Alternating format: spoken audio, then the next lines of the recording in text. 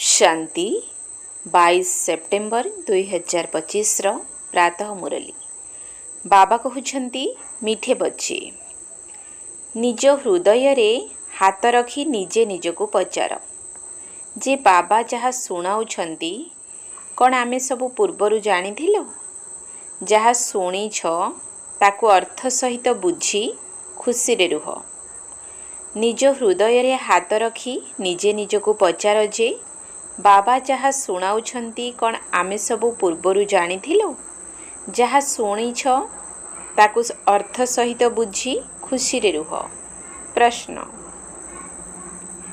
तुमर एही ब्राह्मण धर्म रे सबुठारु अधिक शक्ति रहिछि ताहा कौन एवं किपरि। तुमर एही ब्राह्मण धर्म रे सबुठारु अधिक शक्ति रहिछि ताहा कौन एवं किपरि। उत्तर तुमर एही ब्राह्मण धर्म एपरि अटे जहाँकि श्रीमत आधार रे सारा विश्वर सद्गति करि देउछि। ब्राह्मण माने ही सारा विश्व को शांत करि देउछंती। तुमे ब्राह्मण कुलभूषण आत्मा माने देवता मानक ठारु मध्य उच्च अट। तुमको बाबांक द्वारा यही शक्ति मिलिछि। तुमे ब्राह्मण माने ही बाबांकर सहयोगी हेउछ। तुम मानकु ही सबुठारु बड़ पुरस्कार मिलुछि। तुमे ब्रह्मांड एवं विश्व उभयर मध्य मालिक हेउछ। ओम शांति। अनेक दिनरु दूरेई जाई पुणी फेरी आसीथिबा आदरर मधुर आत्मिक संतान मानक प्रति आत्मिक पिता बसी बुझाउछंती। आत्मिक संतान माने जानिछंती जे आत्मिक पिता प्रत्येक 5000 वर्ष परे निश्चय थरे मात्र आसीथांती। कल्पर नाम रखी देइथिबारु ताहा कहिबाकु पडुछि। एही ड्रामा अथवा सृष्टिर आयुष 5000 वर्ष। एही कथा एकमात्र बाबा बसी बुझाउछंती। एकथा केबे कौनसी मनुष्य मुखरु सुनी पारिबो नाही। तुमे आत्मिक संतान माने बसीछ। तुमे जानिछ जे वास्तव रे आम समस्त आत्मा मानकर पिता से जणे अटंती। बाबा ही बसी पिला मानकु निजर परिचय देउछंती जहा कौनसी मनुष्य मात्र जानि नाहंती। काहाकु हेले जणा नाही भगवान अथवा ईश्वर किए जहाँकु कि गॉड फादर पिता बोली कहउछंती। तेणु बहुत स्नेह रहिबा दरकार। सी बेहद्र बाबा अटंती। तेणु तांको ठारु संपत्ति मध्य निश्चय मिलुथिबो।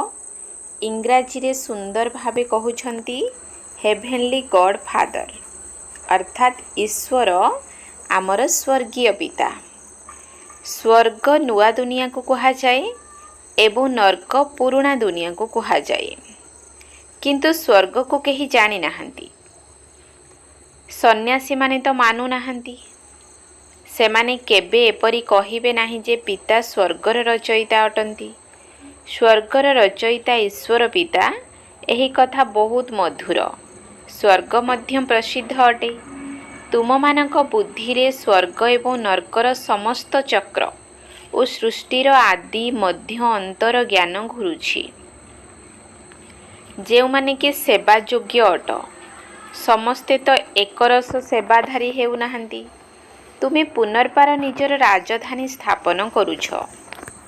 तुमे आत्मिक संतान माने कहूछ जे आमे बाबांकर श्रेष्ठरु श्रेष्ठ मतरे चालुछु।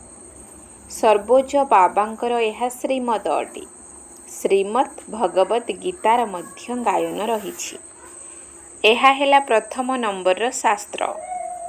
बाबांक नाम सुनिबा मात्रे ही तुरंत स्वर्गर संपत्ति मने पड़ी जाउछि। एही दुनिया रे केही हेले जानि नाहंती जे ईश्वर पितांक ठारु कौन मिलुछि। प्राचीन योग अक्षर कहउछंती किंतु बुझु नाहंती जे प्राचीन योग किए सिखाइथिले। सेमाने तो श्रीकृष्ण ही कहिबे काहेकि ना गीतारे श्रीकृष्णक नाम लेखि देइछंती। एबे तुमे बुझुछ बाबा ही राजयोग सिखाइथिले जहा द्वारा समस्ते मुक्ति जीवन मुक्ति प्राप्त करिथांती। एकथा मध्य बुझुछ जे भारतକୁ ହିଁ ଶିବ ବାବା ଆସିଥିଲେ। ତାଙ୍କର ଜୟନ୍ତୀ ମଧ୍ୟ ପାଳନ କରୁଛନ୍ତି। କିନ୍ତୁ ଗୀତାରେ ତାଙ୍କର ନାମ ଗୁପ୍ତ କରିଦେଇଥିବାରୁ ମହିମା ମଧ୍ୟ ଗୁପ୍ତ ହୋଇଯାଇଛି।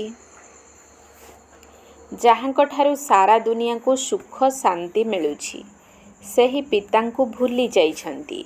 ଏହାକୁ ଏକ ମହାନ ଭୁଲର ନାଟକ କୁହାଯାଉଛି। ସବୁଠାରୁ ବଡ଼ ଭୁଲ ହେଉଛି ବାବାଙ୍କୁ ଜାଣିନାହାନ୍ତି। ଏବେ କହୁଛନ୍ତି ନାମ ରୂପରୁ ଅଲଗା, ପୁଣି କହୁଛନ୍ତି କଚ୍ଛ ମତ୍ସ୍ୟ ଅବତାର ଅଟନ୍ତି, ମାଟି ଗୋଡ଼ିରେ ଅଛନ୍ତି। ଭୁଲ ଉପରେ ଭୁଲ ହୋଇ ଚାଲିଛି। ସିଡ଼ି ତଳକୁ ଓହ୍ଲାଇ ଚାଲିଛନ୍ତି। କଳା କମ୍ ହୋଇ ଚାଲିଛି, ତମ ପ୍ରଧାନ ହୋଇ ଚାଲିଛନ୍ତି। ଡ୍ରାମା ପ୍ଲାନ୍ ଅନୁସାରେ ଯେଉଁ ବାବା ସ୍ୱର୍ଗର ରଚୟିତା ଅଟନ୍ତି, ଯିଏ ଭାରତକୁ ସ୍ୱର୍ଗର ମାଲିକ କରାଇଥିଲେ, ତାଙ୍କୁ ମାଟି ଗୋଡ଼ି ଭିତରେ ଅଛନ୍ତି ବୋଲି କହିଦେଉଛନ୍ତି। ଏବେ ବାବା ବୁଝାଉଛନ୍ତି ତୁମେ ସିଡ଼ି କିପରି ଓହ୍ଲାଇ ଆସିଛ। କିଛି ହେଲେ କାହାକୁ ଜଣା ନାହିଁ। ପଚାରୁଛନ୍ତି ଡ୍ରାମା କ'ଣ? ଏହି ଦୁନିଆ କେବେଠାରୁ ତିଆରି ହୋଇଛି? ନୂଆ ସୃଷ୍ଟି କେବେ ଥିଲା? ପଚାରିଲେ କହୁଛନ୍ତି ଲକ୍ଷେ ବର୍ଷ ପୂର୍ବରୁ। ଭାବୁଛନ୍ତି ପୁରୁଣା ଦୁନିଆ ତ ଏବେ ବହୁତ ବର୍ଷ ବାକି ରହିଛି। ଏହାକୁ ଅଜ୍ଞାନ ଅନ୍ଧକାର କୁହାଯାଏ ନା। ଗାୟନ ରହିଛି ଜ୍ଞାନ ଅଞ୍ଜନ ସଦ୍ଗୁରୁ ଦେଲେ, ଅଜ୍ଞାନ ଅନ୍ଧକାର ବିନାଶ। ତୁମେ ବୁଝୁଛ ରଚୟିତା ବାବା ନିଶ୍ଚୟ ସ୍ୱର୍ଗ ହିଁ ରଚନା କରିବେ। ବାବା ହିଁ ଆସି ନର୍କକୁ ସ୍ୱର୍ଗ କରାଉଛନ୍ତି। ରଚୟିତା ବାବା ହିଁ ଆସି ସୃଷ୍ଟିର ଆଦି ମଧ୍ୟ ଅନ୍ତର ଜ୍ଞାନ ଶୁଣାଉଛନ୍ତି। ବାବା ଅନ୍ତିମ ସମୟରେ ହିଁ ଆସୁଛନ୍ତି। ସମୟ ତ ଲାଗୁଛି ନା। ଏକଥା ମଧ୍ୟ ପିଲାମାନଙ୍କୁ ବୁଝାଯାଉଛି ଯେ ଜ୍ଞାନରେ ଏତେ ସମୟ ଲାଗୁନାହିଁ ଯେତେ ଯୋଗର ଯାତ୍ରାରେ ଲାଗୁଛି। 84 ଜନ୍ମର କାହାଣୀ ତ ଯେପରି ଏକ କାହାଣୀ ଅଟେ। ଆଜିଠାରୁ 5000 ବର୍ଷ ପୂର୍ବରୁ କାହାର ରାଜ୍ୟ ଥିଲା, ସେହି ରାଜ୍ୟ କୁଆଡ଼େ ଗଲା? ତୁମ ପିଲାମାନଙ୍କ ପାଖରେ ଏବେ ସମସ୍ତ ଜ୍ଞାନ ରହିଛି। ତୁମେ କେତେ ସାଧାରଣ ଅଟ। ଅଜାମିଳ ପରି ପାପୀ, ଅହଲ୍ୟା, କୁବ୍ଜା ଓ ଶବରୀମାନଙ୍କୁ ବାବା କେତେ ଶ୍ରେଷ୍ଠ କରୁଛନ୍ତି। ବାବା ବୁଝାଉଛନ୍ତି ତୁମେ କ'ଣ ଥିଲ, କ'ଣ ହୋଇଯାଇଛ। ବାବା ଆସି ବୁଝାଉଛନ୍ତି ପୁରୁଣା ଦୁନିଆର ଅବସ୍ଥା ଏବେ ଦେଖ କ'ଣ ହେଲାଣି। ମନୁଷ୍ୟ କିଛି ହେଲେ ବି ଜାଣିନାହାନ୍ତି ଯେ ସୃଷ୍ଟିର ଚକ୍ର କିପରି ଘୁରୁଛି। ବାବା କହୁଛନ୍ତି ତୁମେ ନିଜ ହୃଦୟରେ ହାତ ରଖି ପଚାର, ଆଗରୁ ଏସବୁ କିଛି ଜାଣିଥିଲ? କିଛି ବି ଜାଣିନଥିଲ। ଏବେ ଜାଣୁଛ ଯେ ବାବା ପୁନର୍ବାର ଆସି ଆମକୁ ବିଶ୍ୱର ବାଦଶାହୀ ଦେଉଛନ୍ତି। କାହାରି ବୁଦ୍ଧିରେ ନଥିବ ଯେ ବିଶ୍ୱର ବାଦଶାହୀ କ'ଣ। ବିଶ୍ୱ ଅର୍ଥ ସାରା ଦୁନିଆ। ତୁମେ ଜାଣିଛ ଯେ ବାବା ଆମକୁ ଏପରି ରାଜ୍ୟ ଦେଉଛନ୍ତି ଯାହାକୁ ଅଧାକଳ୍ପ ପର୍ଯ୍ୟନ୍ତ ଆମଠାରୁ କେହି ଛଡ଼ାଇ ନେଇପାରିବେ ନାହିଁ। ତେଣୁ ପିଲାମାନଙ୍କୁ କେତେ ଖୁସି ହେବା ଦରକାର। ବାବାଙ୍କ ଠାରୁ ଆମେ କେତେଥର ରାଜ୍ୟ ନେଇଛନ୍ତି। ବାବା ସତ୍ୟ ଅଟନ୍ତି, ସତ୍ୟ ଶିକ୍ଷକ ସଦ୍ଗୁରୁ ମଧ୍ୟ ଅଟନ୍ତି। ଏକଥା ଆମେ କେବେ ହେଲେ ଶୁଣିନାହୁଁ। ଏବେ ଅର୍ଥ ସହିତ ତୁମେ ବୁଝୁଛ। ତୁମେ ସନ୍ତାନ ଅଟ। ବାବାଙ୍କୁ ତ ମନେ ପକାଇ ପାରିବ। ଆଜିକାଲି ଛୋଟ ବୟସରୁ ମଧ୍ୟ ଗୁରୁ କରୁଛନ୍ତି। ଗୁରୁଙ୍କ ଚିତ୍ର କରି ଗଳାରେ ପକାଉଛନ୍ତି ଅଥବା ଘରେ ରଖୁଛନ୍ତି। ଏଠାରେ ତ ଆଶ୍ଚର୍ଯ୍ୟ ଯେ ପିତା, ଶିକ୍ଷକ, ସଦ୍ଗୁରୁ ସବୁ ଜଣେ ଅଟନ୍ତି। ବାବା କହୁଛନ୍ତି ମୁଁ ସାଥିରେ ନେଇଯିବି। ତୁମକୁ ଯଦି ପଚାରିବେ କ'ଣ ପଢ଼ୁଛ, କୁହ ଆମେ ନୂଆ ଦୁନିଆରେ ରାଜତ୍ୱ ପ୍ରାପ୍ତ କରିବା ପାଇଁ ରାଜଯୋଗର ପାଠ ପଢ଼ୁଛୁ। ଏହା ହେଉଛି ରାଜଯୋଗ। ଯେପରି ବାରିଷ୍ଟର ପାଠ ପଢ଼ିଲେ ନିଶ୍ଚୟ ବୁଦ୍ଧିର ଯୋଗ ବାରିଷ୍ଟର ଆଡ଼କୁ ଯିବ। ଶିକ୍ଷକଙ୍କୁ ନିଶ୍ଚୟ ମନେ ପକାଇବେ ନା। ତୁମେ କହୁଛ ଆମେ ସ୍ୱର୍ଗର ରାଜତ୍ୱ ପ୍ରାପ୍ତ କରିବା ପାଇଁ ପଢ଼ୁଛୁ। କିଏ ପଢ଼ାଉଛନ୍ତି? ଶିବ ବାବା, ଭଗବାନ ପଢ଼ାଉଛନ୍ତି। ତାଙ୍କର ତ ନାମ ଗୋଟିଏ ଯାହା ଚାଲି ଆସିଛି। ରଥର ନାମ ତ ନାହିଁ। ମୋର ନାମ ହେଲା ଶିବ। ପିତା ଶିବ ଏବଂ ରଥ ବ୍ରହ୍ମା ବୋଲି କୁହାଯିବ। ବର୍ତ୍ତମାନ ତୁମେ ଜାଣୁଛ ଏହା କେତେ ଆଶ୍ଚର୍ଯ୍ୟର କଥା। ଶରୀର ତ ଜଣଙ୍କର ଅଟେ। ଏହାଙ୍କୁ ଭାଗ୍ୟଶାଳୀ ରଥ କାହିଁକି କହୁଛନ୍ତି? କାରଣ ଶିବ ବାବାଙ୍କର ପ୍ରବେଶତା ହେଉଛି। ତେବେ ନିଶ୍ଚୟ ଦୁଇଟି ଆତ୍ମା ହେଲେ। ଏକଥା ମଧ୍ୟ ତୁମେ ଜାଣିଛ, ଆଉ କାହାରି ଖିଆଲରେ ବି ଆସିପାରିବ ନାହିଁ। ଦେଖାଉଛନ୍ତି ଭାଗୀରଥ ଗଙ୍ଗା ଆଣିଥିଲେ। କ'ଣ ପାଣି ଆଣିଥିଲେ? ଏବେ ତୁମେ ବାସ୍ତବରେ ଦେଖୁଛ କ'ଣ ଆଣିଛନ୍ତି, କିଏ ଆଣିଛନ୍ତି, କିଏ ପ୍ରବେଶ କରିଛନ୍ତି? ବାବା କରିଛନ୍ତି ନା। ମନୁଷ୍ୟ ମଧ୍ୟରେ ତ ପାଣି ପ୍ରବେଶ କରିପାରିବ ନାହିଁ, ଜଟାରୁ ପାଣି ବାହାରି ପାରିବ ନାହିଁ। ଏକଥା ଉପରେ ମନୁଷ୍ୟ କେବେ ବିଚାର ବି କରୁନାହାନ୍ତି। କୁହାଯାଏ ରିଲିଜନ୍ ଇଜ୍ ମାଇଟ୍, ଅର୍ଥାତ୍ ଧର୍ମରେ ଶକ୍ତି ରହିଛି। କୁହ, ସବୁଠାରୁ ଅଧିକ କେଉଁ ଧର୍ମରେ ଶକ୍ତି ରହିଛି? ହଁ, ଏହା ଠିକ୍। ଯାହା କିଛି ଅଛି ବ୍ରାହ୍ମଣ ଧର୍ମରେ ଅଛି।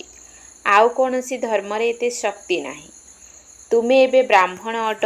ବ୍ରାହ୍ମଣଙ୍କୁ ବାବାଙ୍କ ଠାରୁ ଶକ୍ତି ମିଳୁଛି, ଯାହାଫଳରେ ତୁମେ ବିଶ୍ୱର ମାଲିକ ହେଉଛ।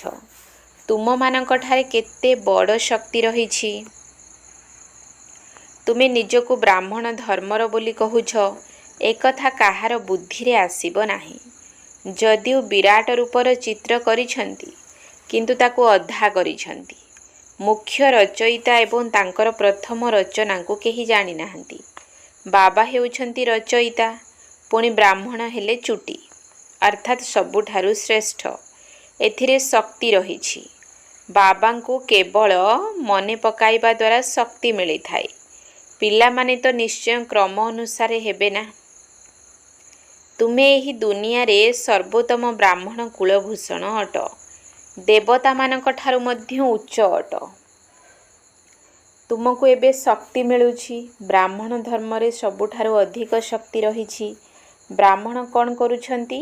ସାରା ବିଶ୍ୱକୁ ଶାନ୍ତ କରିଦେଉଛନ୍ତି।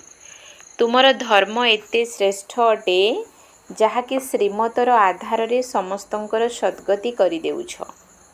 ସେଥିପାଇଁ ବାବା କହୁଛନ୍ତି, ମୁଁ ତୁମକୁ ନିଜଠାରୁ ମଧ୍ୟ ଉଚ୍ଚ କରାଉଛି। ତୁମେ ବ୍ରହ୍ମାଣ୍ଡ ଏବଂ ବିଶ୍ୱ ଉଭୟର ମାଲିକ ହେଉଛ। ସାରା ବିଶ୍ୱ ଉପରେ ତୁମେମାନେ ରାଜତ୍ୱ କରିବ। ଏବେ ଗାୟନ କରୁଛନ୍ତି ନା, ଭାରତ ଆମର ଦେଶ। କେବେ ମହିମାର ଗୀତ ଗାଉଛନ୍ତି, କେବେ ପୁଣି କହୁଛନ୍ତି ଭାରତର ଅବସ୍ଥା କ'ଣ ହେଲାଣି। ଜାଣିନାହାନ୍ତି ଯେ ଭାରତ ଏତେ ଉଚ୍ଚ କେବେ ଥିଲା। ମନୁଷ୍ୟ ତ ଭାବୁଛନ୍ତି ସ୍ୱର୍ଗ ବା ନର୍କ ଏହିଠାରେ ଅଛି। ଯାହା ପାଖରେ ଧନ ମୋଟର ଆଦି ଅଛି, ସେ ସ୍ୱର୍ଗରେ ଅଛନ୍ତି। ଏକଥା ବୁଝୁନାହାନ୍ତି ଯେ ନୂଆ ଦୁନିଆକୁ ହିଁ ସ୍ୱର୍ଗ କୁହାଯାଉଛି। ଏଠାରେ ସବୁକିଛି ଶିଖିବାକୁ ହେବ। ବିଜ୍ଞାନର କୌଶଳ ପୁଣି ସେଠାରେ ବି କାମରେ ଆସିବ। ଏହି ବିଜ୍ଞାନ ମଧ୍ୟ ସେଠାରେ ସୁଖ ଦେବ। ଏଠାରେ ତ ଏ ସବୁଥିରେ ଅଳ୍ପ କାଳର ସୁଖ ରହିଛି। ସେଠାରେ ତୁମ ପାଇଁ ସବୁ ସ୍ଥାୟୀ ସୁଖ ରହିବ। ଏଠାରେ ସବୁ ଶିଖିବାକୁ ହେବ, ଯାହାଫଳରେ ସଂସ୍କାର ନେଇଯିବ। କୌଣସି ନୂଆ ଆତ୍ମା ଆସିବେ ନାହିଁ ଶିଖିବା ପାଇଁ। ଏଠାକାର ସନ୍ତାନମାନେ ବିଜ୍ଞାନର କୌଶଳ ଶିଖି ସେଠାକୁ ଯିବେ। ବହୁତ ହୁସିଆର ହୋଇଯିବେ। ସମସ୍ତ ସଂସ୍କାର ନେଇଯିବେ, ପୁଣି ସେଠାରେ କାମରେ ଆସିବ। ଏବେ ଅଳ୍ପ କାଳର ସୁଖ ରହିଛି, ପୁଣି ଏହି ବମ୍ ଆଦି ସମସ୍ତଙ୍କୁ ଖଲାସ କରିଦେବ। ମୃତ୍ୟୁ ବିନା ଶାନ୍ତିର ରାଜ୍ୟ କିପରି ହେବ? ଏଠାରେ ତ ଅଶାନ୍ତିର ରାଜ୍ୟ ରହିଛି। ତୁମମାନଙ୍କ ଭିତରେ ମଧ୍ୟ କ୍ରମ ଅନୁସାରେ ଅଛନ୍ତି। ଯିଏ ବୁଝୁଛନ୍ତି ଯେ ଆମେ ପ୍ରଥମେ ନିଜ ଘରକୁ ଯିବୁ, ପୁଣି ସୁଖଧାମକୁ ଆସିବୁ। ବାବା ସୁଖ ଦୁନିଆକୁ ଆସିବେ ହିଁ ନାହିଁ। ବାବା କହୁଛନ୍ତି, ମୋତେ ମଧ୍ୟ ବାନପ୍ରସ୍ଥ ରଥ ଦରକାର ନା। ଭକ୍ତି ମାର୍ଗରେ ମଧ୍ୟ ସମସ୍ତଙ୍କର ମନୋକାମନା ପୂର୍ଣ୍ଣ କରି ଆସିଛି। ସନ୍ଦେଶୀମାନଙ୍କୁ ମଧ୍ୟ ଦେଖାଇଛି କିପରି ଭକ୍ତମାନେ ତପସ୍ୟା ପୂଜା ଆଦି କରୁଛନ୍ତି। ଦେବୀମାନଙ୍କୁ ସଜାଇ ପୂଜା ଆଦି କରି ପୁଣି ସମୁଦ୍ରରେ ବୁଡ଼ାଇ ଦେଉଛନ୍ତି। କେତେ ଖର୍ଚ୍ଚ ହେଉଛି? ସେମାନଙ୍କୁ ପଚାର, ଏହା କେବେଠାରୁ ଆରମ୍ଭ ହୋଇଛି? ତେବେ କହିବେ ପରମ୍ପରାରୁ ଚାଲି ଆସୁଛି। କେତେ ଭ୍ରମିତ ହୋଇ ଚାଲିଛନ୍ତି। ଏହି ସବୁ ମଧ୍ୟ ଡ୍ରାମା ଅଟେ। ବାବା ବାରମ୍ବାର ସନ୍ତାନମାନଙ୍କୁ ବୁଝାଉଛନ୍ତି, ମୁଁ ତୁମକୁ ବହୁତ ମଧୁର କରିବାକୁ ଆସିଛି। ଏହି ଦେବୀ ଦେବତାମାନେ କେତେ ଦୈବୀଗୁଣଧାରୀ ମଧୁର ଅଟନ୍ତି। ଏବେ ତ ମନୁଷ୍ୟ କେତେ କଟୁ ହୋଇଯାଇଛନ୍ତି। ଯିଏ ବାବାଙ୍କର ବହୁତ ସହଯୋଗୀ ଥିଲେ, ତାଙ୍କର ହିଁ ପୂଜା କରୁଛନ୍ତି। ତୁମମାନଙ୍କର ମଧ୍ୟ ପୂଜା ହେଉଛି। ଉଚ୍ଚ ପଦ ମଧ୍ୟ ତୁମେମାନେ ପ୍ରାପ୍ତ କରୁଛ। ବାବା ନିଜେ କହୁଛନ୍ତି ମୁଁ ତୁମକୁ ନିଜଠାରୁ ମଧ୍ୟ ଉଚ୍ଚ କରାଉଛି। ଭଗବାନଙ୍କର ଶ୍ରୀମତ ସବୁଠାରୁ ଉଚ୍ଚ ଅଟେ। ଗୀତାରେ ମଧ୍ୟ ଶ୍ରୀମତ ପ୍ରସିଦ୍ଧ ଅଟେ। ଶ୍ରୀକୃଷ୍ଣ ତ ବର୍ତ୍ତମାନ ବାବାଙ୍କ ଠାରୁ ଈଶ୍ୱରୀୟ ସମ୍ପତ୍ତି ନେଉଛନ୍ତି। ଶ୍ରୀକୃଷ୍ଣଙ୍କର ଆତ୍ମାର ରଥରେ ବାବା ପ୍ରବେଶ କରିଛନ୍ତି। ଏହା କେତେ ବିସ୍ମୟକର କଥା। ଏକଥା କେବେ କାହାରି ବୁଦ୍ଧିରେ ଆସିବ ନାହିଁ। ବୁଝିଥିବା ଆତ୍ମାକୁ ମଧ୍ୟ ବୁଝାଇବାରେ ବହୁତ ପରିଶ୍ରମ କରିବାକୁ ପଡ଼ୁଛି। ବାବା କେତେ ଭଲ ଭାବରେ ପିଲାମାନଙ୍କୁ ବୁଝାଉଛନ୍ତି। ବାବା ଲେଖୁଛନ୍ତି ତୁମେ ସର୍ବୋତ୍ତମ ବ୍ରହ୍ମା ମୁଖବଂଶାବଳୀ ବ୍ରାହ୍ମଣ ଅଟ। ତୁମେ ଉଚ୍ଚ ସେବା କରୁଥିବାରୁ ଏହି ପୁରସ୍କାର ମିଳୁଛି। ତୁମେ ବାବାଙ୍କର ସହଯୋଗୀ ହେଉଛ। ତେଣୁ ତୁମମାନଙ୍କୁ ପୁରୁଷାର୍ଥର କ୍ରମ ଅନୁସାରେ ପୁରସ୍କାର ମିଳୁଛି। ତୁମମାନଙ୍କ ଭିତରେ ବହୁତ ଶକ୍ତି ରହିଛି। ତୁମେ ମନୁଷ୍ୟମାନଙ୍କୁ ସ୍ୱର୍ଗର ମାଲିକ କରାଇପାରିବ। ତୁମେ ଆତ୍ମିକ ସେନା ଅଟ। ତୁମେ ବ୍ୟାଜ୍ ନ ଲଗାଇଲେ ଲୋକମାନେ କିପରି ବୁଝିବେ ଯେ ତୁମେ ମଧ୍ୟ ରୁହାନୀ ମିଲିଟାରୀ ଅଟ? ମିଲିଟାରୀମାନେ ସର୍ବଦା ବ୍ୟାଜ୍ ଲଗାଇଥାନ୍ତି। ଶିବ ବାବା ନୂଆ ଦୁନିଆର ରଚୟିତା ଅଟନ୍ତି। ସେଠାରେ ଏହି ଦେବତାମାନଙ୍କର ରାଜ୍ୟ ଥିଲା, ଏବେ ନାହିଁ। ପୁଣି ବାବା ମନ୍ମନା ଭବ କହୁଛନ୍ତି, ଦେହ ସହିତ ସବୁ ସମ୍ବନ୍ଧ ତୁଟାଇ ମୋତେ ମନେ ପକାଇଲେ ଶ୍ରୀକୃଷ୍ଣଙ୍କର ରାଜବଂଶରେ ଆସିଯିବ। ଏଥିରେ ଲଜ୍ଜାର କୌଣସି କଥା ହିଁ ନାହିଁ। କେବଳ ବାବାଙ୍କ ସ୍ମୃତିରେ ରୁହ। ବାବା ବ୍ରହ୍ମାଙ୍କ ନିମନ୍ତେ ମଧ୍ୟ ବତାଉଛନ୍ତି ଯେ ଇଏ ନାରାୟଣଙ୍କର ପୂଜା କରୁଥିଲେ, ନାରାୟଣଙ୍କ ମୂର୍ତ୍ତି ସାଥିରେ ରଖୁଥିଲେ। ଚଲାବୁଲା କରିବା ସମୟରେ ତାଙ୍କୁ ଦେଖୁଥିଲେ। ଏବେ ତୁମ ପିଲାମାନଙ୍କ ପାଖରେ ଜ୍ଞାନ ଅଛି, ବ୍ୟାଜ୍ ତ ନିଶ୍ଚୟ ଲାଗି ରହିବା ଉଚିତ। ତୁମେ ହେଉଛ ନରକୁ ନାରାୟଣ କରିବା ବାଲା। ରାଜଯୋଗ ମଧ୍ୟ ତୁମେ ହିଁ ଶିଖାଉଛ। ନରରୁ ନାରାୟଣ କରିବାର ସେବା କରୁଛ। ତେଣୁ ନିଜକୁ ଦେଖିବା ଉଚିତ ଯେ ମୋ ଭିତରେ କୌଣସି ଅବଗୁଣ ନାହିଁ ତ? ତୁମେମାନେ ବାପ ଦାଦାଙ୍କ ନିକଟକୁ ଆସିଛ। ବାବା ହେଉଛନ୍ତି ଶିବ ବାବା। ଦାଦା ହେଉଛନ୍ତି ତାଙ୍କର ରଥ। ବାପା ନିଶ୍ଚୟ ରଥ ଦ୍ୱାରା ହିଁ ମିଶିବେ ନା। ବାବାଙ୍କ ପାଖକୁ ରିଫ୍ରେଶ୍ ହେବା ପାଇଁ ଆସୁଛନ୍ତି ନା। ସମ୍ମୁଖରେ ବସିବା ଦ୍ୱାରା ମନେ ପଡ଼ୁଛନ୍ତି। ବାବା ଘରକୁ ଫେରାଇ ନେବା ପାଇଁ ଆସିଛନ୍ତି। ବାବା ସମ୍ମୁଖରେ ବସିଛନ୍ତି, ତେଣୁ ଅଧିକ ମନେ ପଡ଼ିବା ଉଚିତ। ନିଜର ଯୋଗର ଯାତ୍ରାକୁ ସେଠାରେ ଘର ପରିବାରରେ ରହି ମଧ୍ୟ ତୁମେ ପ୍ରତ୍ୟହ ବଢ଼ାଇ ପାରିବ। ଆଚ୍ଛା, ମିଠା ମିଠା ଶିଖିଲ ଧୀ ସନ୍ତାନମାନଙ୍କ ପ୍ରତି ମାତା ପିତା ବାପଦାଦାଙ୍କର ମଧୁର ସ୍ନେହ ସମ୍ପନ୍ନ ଶୁଭେଚ୍ଛା ଏବଂ ସୁପ୍ରଭାତ। ଆତ୍ମିକ ପିତାଙ୍କର ଆତ୍ମିକ ସନ୍ତାନମାନଙ୍କୁ ନମସ୍ତେ। ଆତ୍ମିକ ସନ୍ତାନମାନଙ୍କର ଆତ୍ମିକ ବାପଦାଦାଙ୍କୁ ନମସ୍ତେ ନମସ୍ତେ ନମସ୍ତେ। ସୁପ୍ରଭାତ। ଧାରଣା ପାଇଁ ମୁଖ୍ୟ ସାର। 1 ନମ୍ବର ପଏଣ୍ଟ, ନିଜକୁ ଦେଖିବା ଉଚିତ ଯେ ମୋ ଭିତରେ କୌଣସି ଅବଗୁଣ ନାହିଁ ତ? ମୁଁ ଦେବତାମାନଙ୍କ ଭଳି ମଧୁର ହେଲିଣି? ନିଜକୁ ଦେଖିବା ଉଚିତ ଯେ ମୋ ଭିତରେ କୌଣସି ଅବଗୁଣ ନାହିଁ ତ? ମୁଁ ଦେବତାମାନଙ୍କ ଭଳି ମଧୁର ହେଲିଣି? 2 ନମ୍ବର ପଏଣ୍ଟ, ବାବାଙ୍କର ଶ୍ରେଷ୍ଠରୁ ଶ୍ରେଷ୍ଠ ମତରେ ଚାଲି ନିଜର ରାଜଧାନୀ ସ୍ଥାପନ କରିବାକୁ ହେବ। ଯୋଗ୍ୟ ସେବାଧାରୀ ହେବା ପାଇଁ ସୃଷ୍ଟିର ଆଦି ମଧ୍ୟ ଅନ୍ତର ଜ୍ଞାନ, ସ୍ୱର୍ଗ ଏବଂ ନର୍କର ଜ୍ଞାନକୁ ବୁଦ୍ଧିରେ ଚିନ୍ତନ ମନ୍ଥନ କରିବାକୁ ହେବ। ବାବାଙ୍କର ଶ୍ରେଷ୍ଠରୁ ଶ୍ରେଷ୍ଠ ମତରେ ଚାଲି ନିଜ ରାଜଧାନୀ ସ୍ଥାପନ କରିବାକୁ ହେବ। ଯୋଗ୍ୟ ସେବାଧାରୀ ହେବା ପାଇଁ ସୃଷ୍ଟିର ଆଦି ମଧ୍ୟ ଅନ୍ତର ଜ୍ଞାନ, ସ୍ୱର୍ଗ ଏବଂ ନର୍କର ଜ୍ଞାନକୁ ବୁଦ୍ଧିରେ ଚିନ୍ତନ ମନ୍ଥନ କରିବାକୁ ହେବ। ବରଦାନ, ଈଶ୍ୱରୀୟ ସେବାଧାରୀର ସ୍ମୃତି ଦ୍ୱାରା ସହଜ ସ୍ମୃତିର ଅନୁଭବ କରୁଥିବା ସହଜ ଯୋଗୀ ହୁଅ।